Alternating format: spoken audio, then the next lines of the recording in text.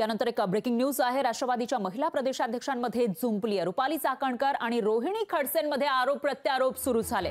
सुप्रिया सुळे आणि अमोल कोल्हे अजितदादांमुळेच खासदार झाल्याचं त्या म्हणाल्या होत्या। महिला प्रदेशाध्यक्ष रुपाली चाकणकर यांनी तसं विधान केलं होतं। तर रुपाली चाकणकर किमान नगरसेवक होऊन तरी दाखवा असं खोचक प्रतिक्रिया याच्यावर रोहिणी खडसेंनी दिलेला आहे। खोचक असं प्रत्युत्तर दिल्याचं पाहायला मिळतंय। त्यामुळे राष्ट्रवादी, अजित पवार गट आणि शरद पवार गटातील ज्या महिला प्रदेशाध्यक्ष आहेत त्या दोघींमध्ये जुंपल्याचं पाहायला मिळतंय। रुपाली चाकणकर आणि रोहिणी खडसे यांच्यामध्ये आरोप प्रत्यारोप सुरू झाले।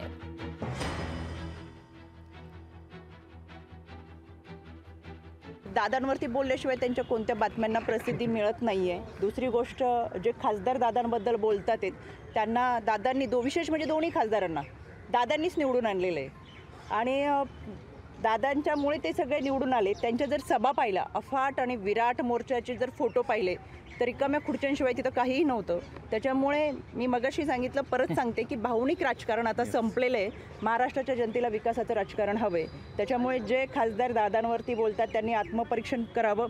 काहींना तर आता 10 महिने तळ ठोकावा लागणार आहे असंही सांगितलं। याचाच अर्थ असा, दादा होते तोपर्यंत फक्त मतदानाच्या दिवशी, निकालाच्या दिवशी यावं लागत होतं। दादा सोबत नाही म्हणून आता 10 महिने तळ ठोकावा लागतोय। 15 वर्षे सुप्रियाताई फक्त दादांमुळेच निवडून आल्यात असंच त्याचा अर्थ होतो। असा अर्थ नाही आहेच, अर्थ नाही होत। 15 वर्ष त्यांच्यामुळेच निवडून आले।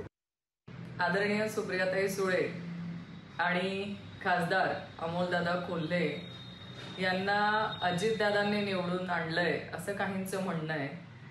माझी त्यांना एकच सांगणं आहे की पहिले तुम्हाला किमान नगरसेवक पदासाठी तरी त्यांनी निवडून आणून दाखवावं। मग आम्ही बाकीच्या गोष्टी तुमच्या मान्य करू, पण किमान नगरसेवक तरी होऊन दाखवा।